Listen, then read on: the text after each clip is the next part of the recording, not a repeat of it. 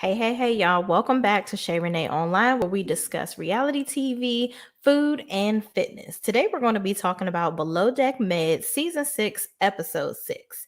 And your girl, Lexi, let's just say she cuckoo for Cocoa Puffs. Let's get into it.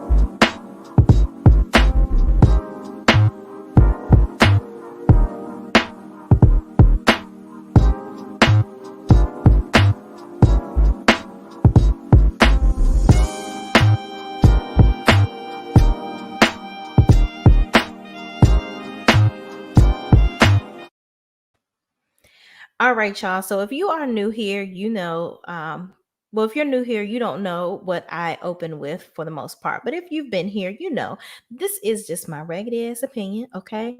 What I say here does not hold up anywhere. And just to remind you guys, we're going to say this. Good for me. That's my opinion. Everything said here is just my opinion, and that's it, and that's all. So let's get into this episode breakdown, shall we? I want to start this out by saying, Lexi, oh, Lexi, you strike me as the girl that had a whole lot of mouth in school, right? A whole lot of mouth everywhere, okay? But nothing behind it. You talk so much, girl. Oh my God. But wouldn't bust a grape, okay? So you just better be glad that you was on that boat with those folks, because if you was around somebody that was a real gangster, you'd have been thrown overboard and some more stuff. I'm just saying. But hey, this is alleged and just my opinion, and nobody cares. But anyway, moving right along. The episode begins with Lexi still spewing nasty stuff at the crew, like from the previous episode, where she was just calling everybody but a child of God, okay? All throughout the boat. And I don't even know how Captain Sandy slept through all of that, or anybody for that matter, because she was relentless. Like, she was following people saying nasty stuff to them. It's just like a person begging for somebody to slap the shit out of them. She was the epitome of a person begging to be slapped the shit out of. Okay. I'm just saying. Because I don't know. I might not have had as much restraint as everybody on that boat. Because that right there is asking for it triple time. Okay. So she keeps on going. Then she finally, I guess, gets in the bed because everybody finally finds the courage to walk away from her. And poor David and Z and Malia, Lord have mercy. And usually I don't feel sorry for Malia because most of the time she deserves everything she get. But dang, that girl really gave it to them. She said Malia was fake. She said David was soft. He ain't had no backbone. Said the same thing to Z. And all of this, the next day she tries to say was because she was drunk. And, everybody's trying to feel sorry for her because her father died, which my condolences to her father. Nobody will ever know what it's like to lose a parent. Okay. However, that is not your rite of passage to be a douchebag. I'm just saying. Because all of that you did, and everybody, granted, deals with grief differently, but you walking around, she got into bed talking about she was Satan. Okay? Um, Lexi, if Lucifer then took over your body, you need to take a nap so he can get on up out of there. I'm just saying, I don't know what you need to do. You need to get some melatonin and you need to go to sleep. That's what you need to do. And you need to put the bottle down, ma'am. That's what you need to do. Because you were full of line all over that boat, and nobody's got time for that. That was just ridiculous. All that stuff that you did and how you talked to everybody on that boat was absolutely insane. Absolutely insane. So anyway, moving right along. The next morning, Lexi gets up and she sees the captain first. All right. So she's talking to the captain, and I feel like it was kind of damage control. I feel like she tried to hurry up and talk to the captain to kind of, smooth over everything that she did. And she tried to say that she didn't remember what was going on the night before. And, hopefully they can all just move past whatever. You remember what you did. It was very distinct, the stuff that she was saying to her other team members. And it was very rude and nasty. Okay.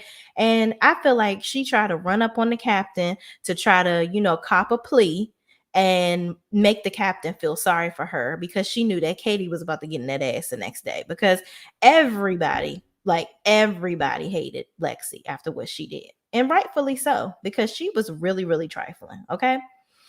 But moving right along, in her confessional, she says that she will not, Captain Sandy pretty much told her, listen, if you don't remember what happened, all you can do is just apologize and just, maybe not apologize for anything specific, but just apologize for, having a bad night or whatever the case may be. Excuse me, guys. I ate some spicy food and it's not agreeing with me right now. Okay. All right. So she says in her confessional that she doesn't feel like she needs to apologize to anybody because she doesn't remember what she said. And frankly, maybe they deserved it. I don't know. Lexi trifling. Anyway, Katie goes to the captain to inform her of Lexi's behavior. And then Lexi conveniently walks in while Katie is diming her out. Okay. But I will say Katie dimed her out respectfully. Because she didn't lay it on as thick as I would have. I'm just saying, I would have been like, listen, can we fire this hoe? Because I'm tired of her and I cannot work with her no more. And that would have been my exact words. See, this is why I can't work in HR. Because that you're not supposed to say stuff like that. So, and Katie didn't, but I would have. I'm just saying. But anyway, Captain Sandy suggests a meeting with the crew. Okay. She talks to Lexi and Katie together, but she suggests having a meeting with the crew so that everybody can kind of get out how they're feeling. And then Captain Sandy is also saying, you know what? I really don't have time for this. I have to get a whole nother a whole nother chef. This right here is very trivial for me. Okay. So the captain checks on the quarantine. She has a chef that's quarantining right now because when she was dealing with Matthew before and him being kind of janky and not really reliable before, she had another chef in her back pocket because she was like, what you're not going to do is do this flaky stuff to me again. So she had another chef on quarantine just in case. And luckily she did because again, Matthew walked off the boat and now we're going to see soon that he actually does come back. But she doesn't know that yet at this point. So she calls the quarantine chef. The quarantine chef has 2 more days. So at this point, Captain Sandy is like, what am I going to do for the charter that's coming tomorrow? Okay. So Captain has a meeting with everybody in the, everybody in the crew mass. And Lexi remains defensive. Lexi does not seem to want to apologize for anything that she did. She half-ass apologizes. And then Malia says, well, you were really nasty to us. And this is, XYZ. And Lexi's talking over Malia and talking over everybody. So I'm like, girl, did you really apologize? You didn't apologize for anything. You just came up here to be super defensive. And you really didn't apologize. She half-ass apologized to Z and David, which I thought was really trifling. And then she tries to run off to her cabin crying. I guess you just, and you know what? I don't want anybody to take this wrong. I do feel like she was milking the dad thing to get for everybody to feel bad for her. But she feels like everybody wronged her somehow. But you were the one being trifling to everybody else and should have got slapped the shit out of. I don't know. But moving right along. The chef comes back. Matthew comes back on the boat and he walks around the boat, basically copping the plea, apologizing to everybody for all his little nasty comments the night before when they were at, out off the boat. Because he was actually very vulgar and I really didn't understand all of that. It was actually very weird to me. But he did apologize. And then he went to the captain and said, I'm sorry for walking off the boat. I really want to come back and help you guys. And Captain Sandy informs him, listen, it's nothing personal. I have a job to do here. You continue to walk off the boat and do things that are very, very shady and shifty. So I already have another chef. However, if you really want to do me a solid, you can stay and finish this charter out because we don't have another chef technically for another 2 days. Okay. So Matthew agrees that, his flaky behavior definitely is something that shouldn't be rewarded. He does feel bad that he has to leave, but he agrees to help them and finish out the charter, which I think was very noble of him, considering his flaky and flighty behavior. Like, if I was Captain Sandy, and generally I'm never on her and Malia's side, but this time I am. She had to do what she had to do as the leader of the boat to make sure that all her bases were covered. And if she know, like I know, she might want to get another second stew because Lexi need to be on the way out the door too. So anyway, Z, David, and Malia discuss whether or not Lexi apologized to them. Lexi soon comes into the cabin shortly after the scene with Z, Malia, and David, and she begins to talk to Malia, and she says she doesn't know what happened the night before, but she really doesn't want anything to affect their working relationship. So she really wants to know exactly what she said to Malia. So Malia begins to tell her, she felt very disrespected.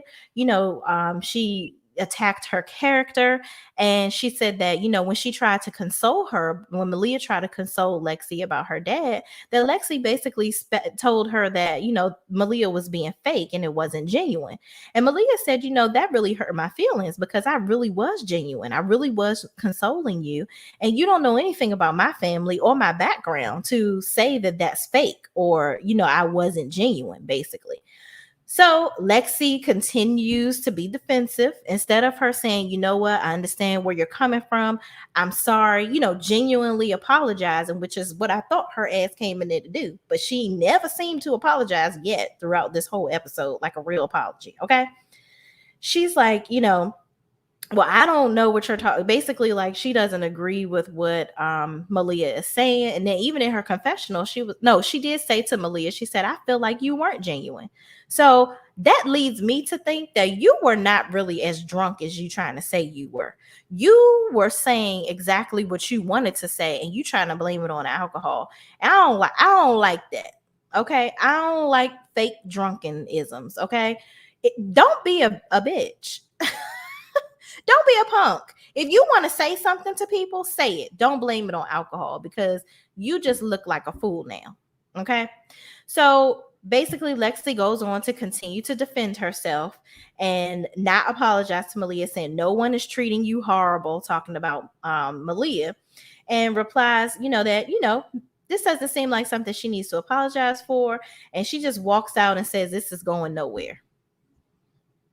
So the next scene kind of shows a quick scene of Matthew and David talking about how, Matthew went all mental and, how he should have just went in another part of the boat, exploded, and then came back and continued to do his job and everything would have been good. He still wouldn't have been as bad as Lexi was the night before. So they were kind of laughing about that.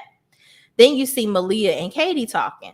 So Malia and Katie talk about Lexi's half-assed apology. And Malia basically lets Katie know that she really didn't apologize. Lexi didn't really apologize to her.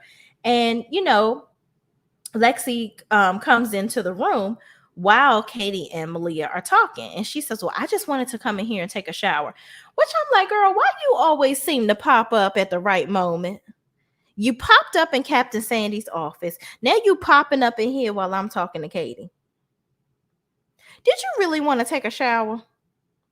Because you was just in here talking your talk. And it ain't look like you wanted to grab nobody's soap and washcloth. I'm just saying, girl, you full of crap. All right. That's all I got to say. So she walks off, I guess feeling some type of way, child, because she feel like, oh, Malia, and now Malia, woe is me, Malia and Katie talking about me. Well, Katie is your superior, and Malia is a bosun, and you were disrespectful to her. So she's talking to her about it, okay? She's trying to let her know what the deal is and who she dealing with. So Katie goes storming off to after Lexi, to kind of talk to her and see what's going on. So Katie asks, well, why haven't you apologized to Z, and David about what you said? I see you've attempted to try to apologize to Malia, which wasn't acceptable. But why haven't you apologized to them? And she says she did. Lexi says she did. And she feels like she already apologized to Z in the meeting. And then Katie lets her know she's acting like everyone should move on. Basically, Lexi's acting like everybody should move on. Her dad died, so they should just cop it up to, oh, yeah, her father died. It's okay for her to treat us like shit. Maybe you need to go home, sis. I understand. I haven't lost a parent, and God willing, Lord willing, I don't anytime soon. So I'm never going to act like I understand your pain. However, you were trifling to everybody.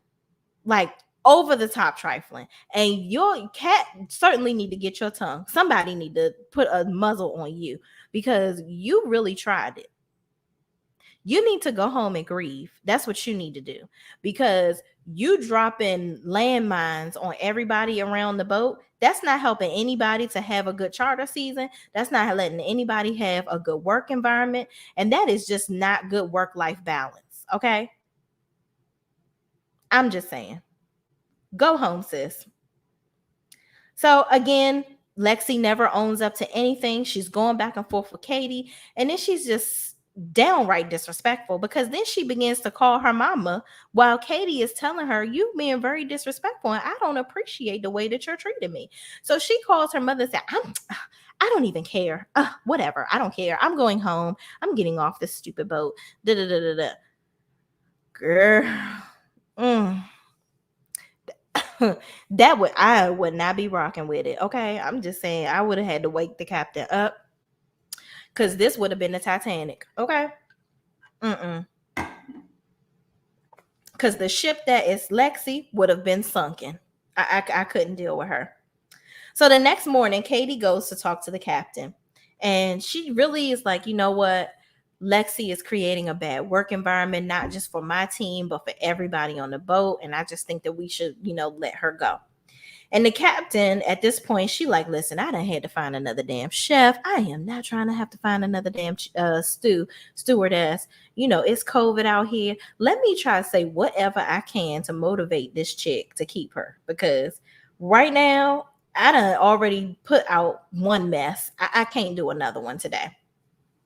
So she tells Katie to kind of use this as a coaching moment, like a teaching moment, help build her up, teach her to be better.